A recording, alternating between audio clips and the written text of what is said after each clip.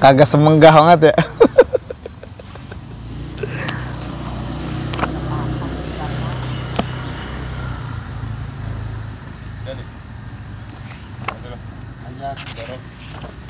Hah? Udah. Udah. Ya, taruh. Udah itu. Udah. Udah. Oke. Bismillahirrahmanirrahim. Assalamualaikum warahmatullahi wabarakatuh.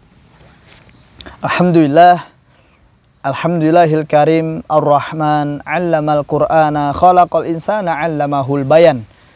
Asyhadu an la ilaha illallah wahdahu la syarikalah wa asyhadu anna Muhammadan abduhu wa rasuluhu la nabiyya ba'da, amma ba'd. Asyhadu an la ilaha illallah wa anna Muhammadan abduhu wa rasuluh. Oke, alhamdulillah teman-teman. Kali ini saya sambil ngopi, ya nggak? Ngopi dulu. Dari mana datang ngelintah?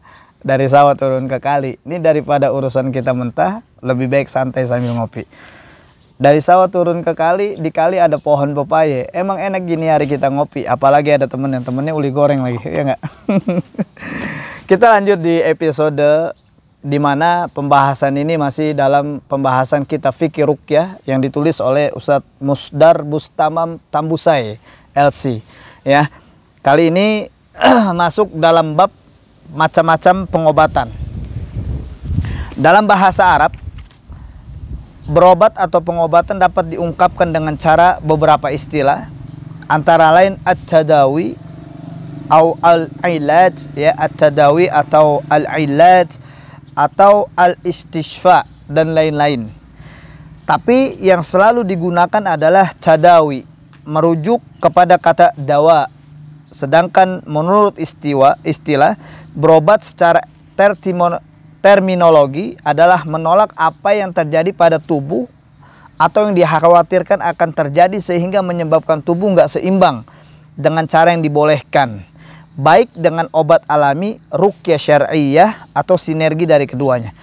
Nah, dari definisi di atas kita dapat ketahui bahwa berobat dapat dilakukan setelah terjadinya penyakit atau sebelum terjadinya. Berobat setelah terjadi penyakit disebut dengan istilah terapi kuratif, sedangkan berobat sebelum terjadinya penyakit disebut terapi preventif. Baik terapi preventif maupun kuratif harus dengan cara metode yang dibolehkan. Jadi hal ini perlu kita perhatikan bersama, bahwasanya baik mau kita preventif kah, kuratif kah, ini tetap harus ada panduan-panduan yang mana panduan ini tidak melenceng dari syariat, dan panduan ini tetap panduan yang dibolehkan di dalam agama. Dalam hadis riwayat Muslim, Bukhari dan Muslim, Rasulullah SAW bersabda, "Ma anzalallahu da'i illa nuzulu lahu sifa." Tidaklah Allah menurunkan penyakit, melainkan Dia menurunkan pula obatnya. Dalam hadis sahih yang lainnya, Rasulullah SAW bersabda, "Berobatlah kamu, sesungguhnya Allah menjadikan setiap penyakit ada obatnya, kecuali suatu penyakit yang haram, kecuali penyakit tua, ya, kecuali penyakit tua." Pengobatan apapun dibolehkan di dalam Islam dengan syarat tidak bertentangan dengan prinsip halal haram, baik secara zat maupun secara praktek. Ya, jadi perlu kita perhatikan bersama bahwasanya pentingnya di dalam pengobatan ini jangan sampai kita melanggar, menabrak kaidah-kaidah yang sudah ditetapkan dalam hadis-hadis sahih yang mulia atau ditetapkan dalam nas Al-Quranul Karim yang Allah firmankan kepada kita semua.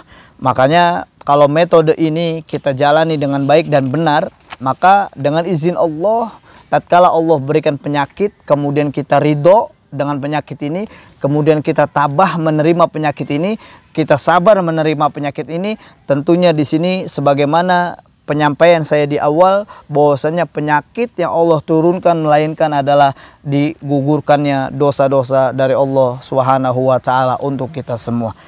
Wah, kaget nggak? Nggak kaget. Oke, jangan lupa like and subscribe channel ini biar tahu kisah seru lanjutannya. Nah, poin-poin di sini ada cara penyembuhan alternatif juga ternyata sangat beragam. Pertama, murni ruqyah syariah. Jadi sebenarnya ruqyah syariah bukan masuk dalam pengobatan alternatif ya. Tapi ini beragam macam-macam pengobatan. Pertama, ruqyah syariah dalam praktiknya nggak melakukan hal-hal yang bertentangan dengan akidah dan tidak pula bertentangan dengan prinsip fikih, etika atau akhlak. Pada prinsipnya ruqyah syariah tidak mengenal inovasi teknik dan gaya atau uslub. Ruqyah aja membaca ayat-ayat Quran. Yang kedua, murni klinik, bacanya dengan atau murni klinik tuh kayak kita bilang dukun hitam ya. Dalam praktiknya menggunakan jasa jin atau penuh dengan intrik-intrik yang berujung kepada penipuan. Yang ketiga, modifikasi medis dan ruqyah syariah. Menggabungkan prinsip dasar-dasar medis dengan metode ruqyah syariah, artinya membenturkan keduanya dalam praktik. Jika seorang peruqyah ada gejala penyakit fisik dan medis, tidak ditangani dengan ruqyah syariah aja. Ia harus dibantu dengan metode medis, yakni dibantu dengan dokter.